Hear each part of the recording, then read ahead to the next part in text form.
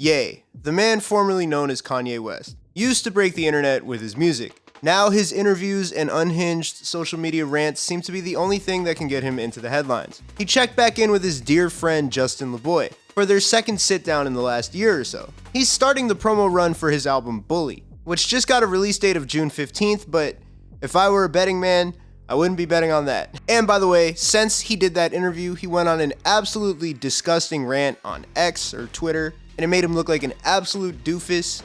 And I just want to say this video is not about that. There's nothing I can really say beyond it's disgusting. And I started working on this video after the Justin LeBoy interview, but before that, so yeah. In the Justin LeBoy video that he did, he played some snippets from the album, and he talked about his creative process, from moving to Japan to dealing with being quote-unquote canceled. But what hit my desk with the most force, like Iron Man crashing down to Earth, were his comments about AI. Now, the headline that was going around, at least before he outdid himself with the greatest hits of Nazism, shock value comments, and bigotry, and saying "fuck you" to one of his best friends, is something like, Kanye West says AI is like Autotune. And to be fair, he did kind of say that, but let's hear it right from him. Yeah, so Autotune, you feel like is AI as well?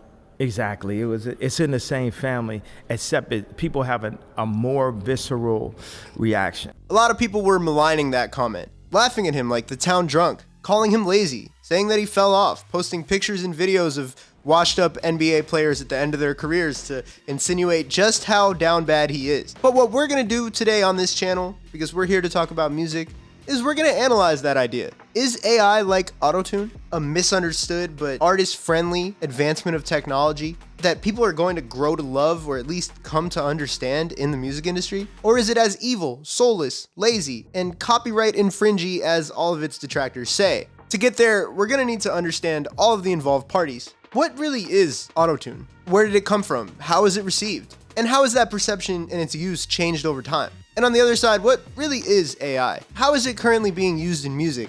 And are all those uses lazy and awful, or are there actually some beneficial things that it's adding to the creative process? Let's get into all that, but before we do, if you like videos on music like this, I'd really appreciate a like and subscribe. I drop a video every week. If you want to see them early, go to my Instagram, HADJI, throw me a follow, and join my broadcast channel. I post all my videos in that broadcast channel one day early. And if you see me on the Pigeons and Planes TikTok or Instagram doing like deep dives on the early stages of artists' careers, say what's up. I've been doing that on TikTok for a while, but they just started posting them on Instagram too, so you might see me around. And lastly, I have a new song dropping on this Friday, Valentine's Day, called Walk You Home with my group Elmjack. I'll see you guys on Friday.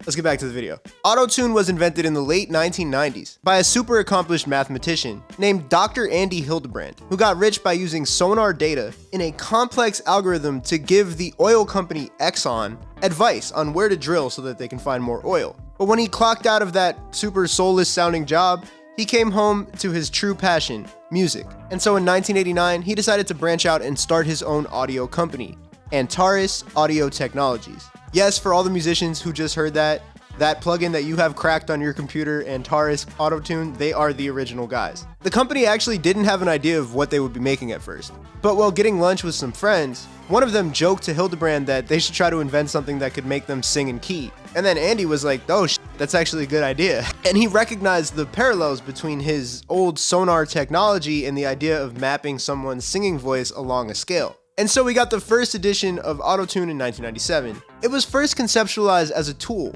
for people to make really small, subtle changes to their vocal to keep everything in key.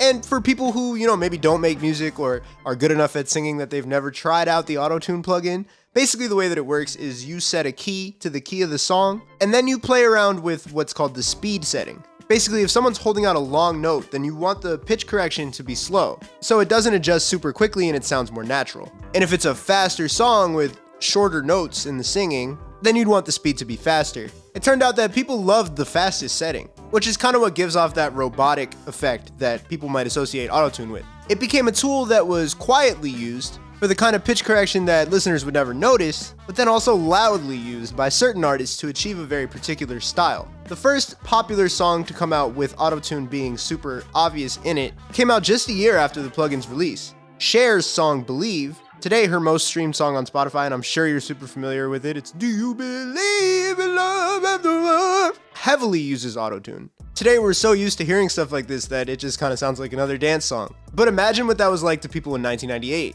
The funny thing is, according to this Pitchfork article about the history of Autotune, which by the way, I highly recommend reading, it was my main source in researching this video and I'm going to link it in the description, the song's producers actually tried to gatekeep the Autotune plugin, telling people that it came from like a physical pedal. It didn't work, the music industry is not big enough to get away with something like that, and it eventually leaked out that it was from the plugin. And then it became a widely adopted tool in studios across the world. Now, Cher might have been the first big adopter of that technology, but the face of the plugin and the voice that we all associate with it didn't come until the mid-2000s. A young kid from Tallahassee, Florida, named Fahim Rashad Najim, who you may know as T-Pain, was making music, mostly rapping, as a member of the group The Nappy Heads, until one formative moment changed his life. He described it to NPR in 2014. I used to watch TV a lot, of course, so there was this commercial on the channel I would watch. And it was one of those collaborative CDs, like a various artists CD, and it was this Jennifer Lopez song, If You Had My Love, but it was a Dark Child remix. And that was the first time I heard Autotune. Well, she only used it for a second. Ever since I heard that song and I kept hearing it on this commercial, I was like, man, I gotta find this thing.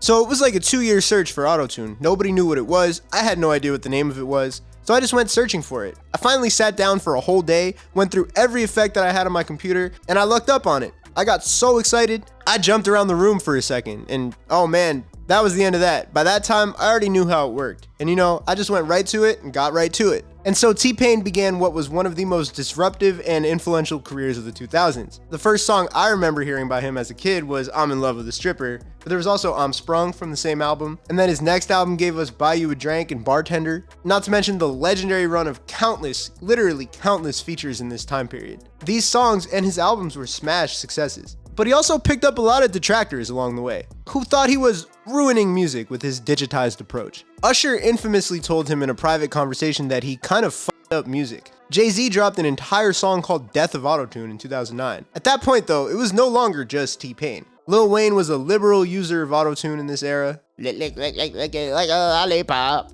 In fact, very full circle, Kanye West had dropped a whole Autotune singing album called 808s and Heartbreak, which today is considered a classic, a very influential album on the discographies of artists like Drake. It's a super formative building block in like 2010s R&B and pop music. But at the time it was polarizing, and 50 Cent was on stage making fun of his song Love Lockdown, although 50 Cent would make fun of anything. So even though T-Pain wasn't the only guy using Autotune anymore, he became the face for all of the criticism. It's like how if you see some young kids outside making trouble, the first thing you ask is, where are the parents? T-Pain was the parent. But the biggest issue with this, with the hate that he was getting from music listeners and also from some other artists, was that all of these guys had a fundamental misunderstanding of how Autotune works. Autotune can't really make a bad singer good. Singing is about more than just hitting notes. It's about the tone. And beyond that, songs aren't just about good voices singing them. They're about lyrics and structure and performance and energy. There was a misconception that T-Pain couldn't sing, which he's since proven wrong in a viral NPR Tiny Desk performance, with a lot of the virality being driven by the fact that people were like, oh my god, this guy can actually sing? And he even did a cover album, where he doesn't really use much Autotune that was also very popular. But at the time, back then, people thought he was this cyborg with no real vocal abilities, ruining music, and that's something that he actually spoke about later with NPR. The contradiction was right there in everybody's face, and I was like, if you guys can't see how contradictory this is, then I don't have the time to explain it. If it was so bad, then why was it everywhere? People thought that that was what was making my songs. And I'm like, no, you still gotta make good songs. You can't just throw on Michael Jordan's shoes and think you're gonna be the greatest basketball player of all time. It's just not gonna happen. So to put it in the simplest terms, with Autotune, if you can hear it, it's probably a stylistic choice. When you can't hear it, that means it was a pitch correction tool that probably worked. And so I want to compare, with all this context, Autotune to what AI is today. Now, AI, or artificial intelligence, has become one of the most popular buzzwords in all aspects of human life at this point. When people say AI, they probably think of chatbots like ChatGPT or Grok, or image generators like Canva, or that tab on Instagram that nobody has ever activated on purpose, but nobody can figure out how to turn off forever. When we talk about AI in music, it actually has a few different applications that have radically changed the way that some people create their songs. Now, I covered the rise of AI in music about 6 months ago, and given the type of space that it is, it's changed so much since then. I'll link the first video in the description just as a primer. But at that time, one of the things that inspired me to talk about it was that there were rumors going around that Kanye West's verse on the Vultures 2 song Sky City was actually AI, and it wasn't really Kanye performing it. What that meant is that somebody else, likely one of his favorite writers, HADJI the Prince, recorded a verse and then an AI voice modifier changed his voice to sound like Kanye West's voice using a model that's trained on other Kanye songs. And given how gung-ho Kanye has been about his use of AI since then, I don't think there's really any doubt anymore that that was AI. In the interview with Justin LeBoy, he goes on to demonstrate an example of what AI could do, using voice modification to take viral child rapper Lil RT and make him sound like Ye. This is maybe the most common type of AI usage in music to at least be talked about. You know, there were rumors that Playboi Carti used it on the Weeknd song Timeless. There was this one guy named Ghostwriter who would go viral for making these fake Drake and the Weeknd songs, where he would change his voice to sound like them using AI. It was a big thing during the Kendrick and Drake beef, where aspiring rappers and trolls would use voice changers to make fake diss songs pretending to be one of them towards the other one. Drake even used it himself on Tailor Made Freestyle, making himself sound like Snoop Dogg and making himself sound like Tupac, which led to a lawsuit, and honestly, I bet if he can take that post back, he probably would. So there are a couple surface level common threads between voice modifier AI and Autotune. For one, much like Autotune, you actually have to be kind of good at tracking the vocal in the first place if you want the final result to sound listenable. Like the Ghostwriter guy, who did those early fake AI tracks. He's probably actually pretty talented vocally. HADJI the Prince is a great rapper. It's no wonder that he could lay a verse that sounded acceptable to some people in Kanye's voice. And with Autotune, again, if you sound like complete it's not gonna save you. You're gonna sound like Rebecca Black on Friday. By the way, Rebecca Black makes really cool music now. Just a random fun fact. And these voice modifiers, they can be used in some positive ways. I actually used a vocal modifier AI on my song Moi on my album Gut Punch because I was writing this song and I was like, oh, it'd be fire if a female voice said this, but it was just me and two dudes in the studio. And so I could have gone bothered my girlfriend, I could have bothered one of my friends, been like, hey, can you say this exactly the way that I hear it in my head? But instead, they were like, yo, it'd be a lot easier if you just said it and we used a vocal modifier to make you sound like a girl. And we did that and we were like, no, this actually sounds like pretty acceptable. So we just left it, honestly. And you can expand from that example and be like, okay, I can see why somebody who doesn't have a lot of resources, maybe somebody working by themselves, somebody who doesn't have a big budget, like they can go and create these little moments that their human body couldn't do. There are even examples of artists using vocal modifiers to sound like themselves from the past, which Eminem did a bit on his latest album, The Death of Slim Shady, where he wanted to sound like his 90s character Slim Shady, so he used technology to sound and look like him in the video for Houdini. People's voices change over time, things change. And so it's cool that technology can actually allow someone to be their old self for a second, especially when it's for like an artistic purpose, But don't get it twisted, because the way that Kanye used it on Vultures 2 is lame as hell and lazy at absolute best. I understand working with writers, but if you're not recording it itself, then what exactly are you doing? It's basically just licensing out the idea of Kanye West to a track, without his brain writing it or his body performing it. That doesn't scream artistic integrity to me. And let me tell you, when you think about what made the old Kanye great, it wasn't his voice, it was his brain. It was his ability to executive produce, bring in features at the right time, get great writers, chop the hardest samples, and use other people's voices like instruments, like the way he put Chief Keef and Justin Vernon together on Hold My Liquor in 2013. That was a mind-blowing concept. Unfortunately, it seems like that part of his brain has been invaded and occupied by the ghost of Adolf Hitler and a bunch of poop jokes. And unfortunately, there is no AI model that can fix that yet.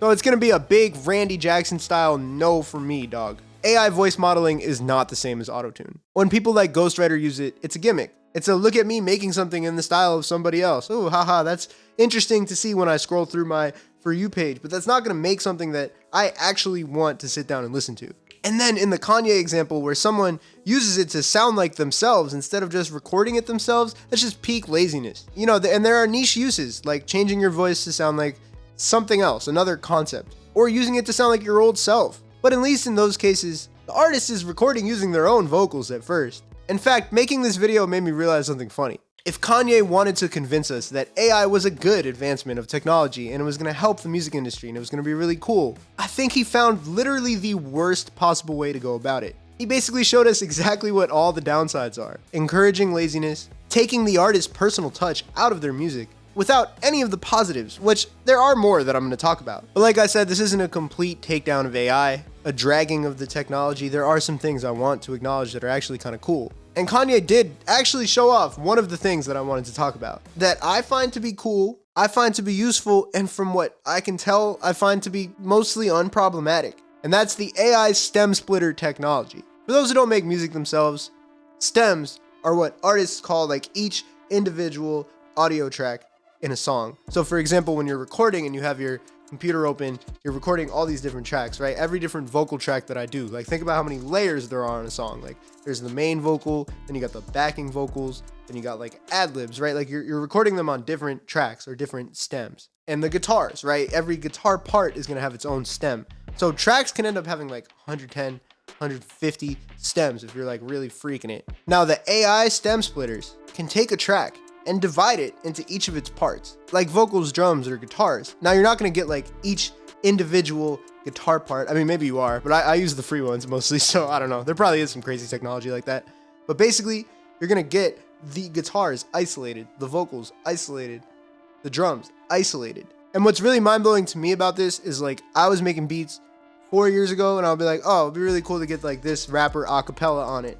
And the old acapella splitters that they had were ass. They were so bad. I mean, some people were good at like EQing it out and stuff, but I'm not enough of an engineer nerd to know how to do that. And I would just want like a quick and easy fix. AI does that so much better than it used to.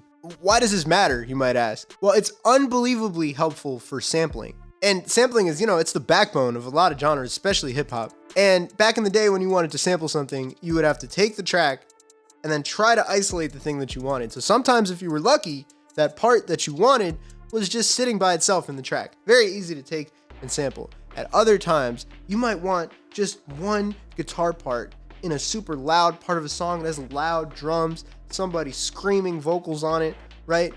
And you want that, you just want that one part of the song, but you can't get it out by itself without asking the artist to send the stems to you.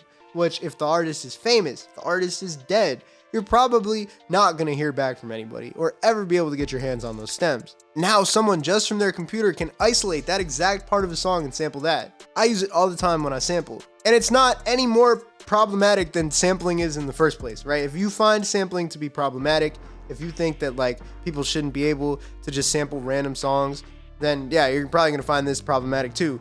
But if you acknowledge that like it doesn't create any more issues for the artist being sampled, right? If the artist is going to clear the sample, they're going to clear the sample. If they're not, they're not, right? At best, all it does is take work out of their hands in sending the stems over or having to reproduce something. And this same technology, this splitter technology, it actually has applications beyond just the sampling one that I described. The Beatles released a new song last year, even though 2 of the band members are dead. And it's because they were able to use this type of technology to take this old John Lennon recording that had all sorts of noise and other stuff in it and isolate his vocals and then beef them up so that they sounded good enough. The song won a Grammy. And this is not like an AI voice model creating a new song that John Lennon never wrote. This is taking something that he unfortunately was not able to finish and then allowing modern technology to finish the recording. It's a posthumous song at the end of the day. Like, there's always going to be moral qualms about a posthumous song, right? But the technology could work with living artists too. Imagine like they can't get a better take than they had this one time, but there was some dude fucking screaming in the background, right? Like maybe you can take it out that way. Or like the guy's mic was messed up. There are certain ways that this technology could save recordings that it couldn't save before. And as a musician, I think that's pretty cool. The one form of AI in music that Kanye didn't really touch on, so I don't want to spend too much time on, is generative AI. That's basically sites like Suno or Udio, which let you go in and type this type of song that you want. You hit a button and it generates a song based on all the music that it's been trained on. I don't know how much people are ever going to want to stream like the songs that come right out of Suno, the songs that come right out of Udio, but they have been sampled by humans in some pretty cool ways. For example, Metro Boomin's beat, BBL Drizzy, that was a big part of the Kendrick Drake beef, that uses a sample of an AI generated soul song that was singing like BBL Drizzy. Because I know the first time I heard that, I was like, is this man so petty that he went and got a choir to sing that? I was like, that's hilarious, but that seems like overkill. Even for as crazy as that beef was, that's a lot of resources. Basically, he sampled a comedian who went in and made that song off of a prompt. But there's also songs like JPEG Mafia's Either On or Off the Drugs, which samples like an AI-generated cover of a Future song, Turn On the Lights. And it completely flips what Turn On the Lights sounds like something totally different. Musically, both of these things are pretty cool to me. There are a lot of ethical issues that needs to be addressed with that though. If these models are being trained on the work of real musicians, then those musicians deserve to be cut in when like a real living artist goes in and takes pieces of it and uses it in their songs. In the case of the JPEG Mafia song, like not only should Future get credits and get paid, but the artist whose music was used to train Suno or Udio or whatever to make that song should also get some form of credit or compensation. I don't know exactly what it is. I'm not a music industry lawyer. I'm not an AI lawyer, but they got to figure something out. It just doesn't seem fair to me. But the technology is still cool. It's scary, but it's pretty amazing. And there are a lot of lawsuits going on to figure out how this is all going to look. And I think it's going to shake out eventually, and we're going to understand what it's going to look like, maybe. I mean, I don't know. I don't want to put too much faith in the powers that be. But I do think we're going to see some answers to these questions. But right now, it's a lot of questions. And to Kanye's point, he said that people hated sampling too when it first came out. That's true. And there has been a lot of pushback to generative AI work. So I see a parallel between sampling and generative AI in that sense. I kind of can squint and see an argument. But at the end of the day, if we're talking about Autotune, I don't think any of these uses of AI are really relevant except for maybe the vocal modifier one. And now I want to sit and give a final judgment about those two things, AI vocal modifiers and Autotune. There are some surface level similarities between the two of them. They're both plugins that required an advancement of technology for them to be accepted, and they changed vocals in ways that blows the minds of the average listener. But there's a creative boon that came with Autotune, a type of vibe that can only really be made using that plugin or something similar. And the vocal AI stuff just doesn't have that same creative pull to it. I haven't seen it used in a really cool, creative way yet. There are countless subgenres in rap and like forward-thinking pop music that use Autotune in a way that's not like because somebody can't sing, it's because it adds this texture, this feeling, this creative thing to the song that they wouldn't have otherwise. I'm an Autotune defender, and I don't like seeing it compared to these lazy AI vocal models. And I don't think anyone can come up with an example of where somebody hears something and says, this sounds like AI, and they mean that as a compliment. And I thought about it, and I realized that the one thing that Autotune and vocal modifier AI have in common the most, the strongest tie between the two of them, is that it would be really convenient for Kanye West if people accepted them at different points in his career. Many people ended up accepting Autotune because eventually they saw the light. And some people they gave up. They were like, oh, I can't sit here and hate every song that has Autotune in it because there's not going to be anything left for me to listen to after 1998. Or maybe they just finally heard some cool music and they were like, I got to admit, this sounds pretty cool. So you guys let me know if you ever see that with AI because I haven't seen it yet. So for me, the answer right now is no, these two things are not the same. Let me know what you think. Let me know what you want me to cover next. Peace.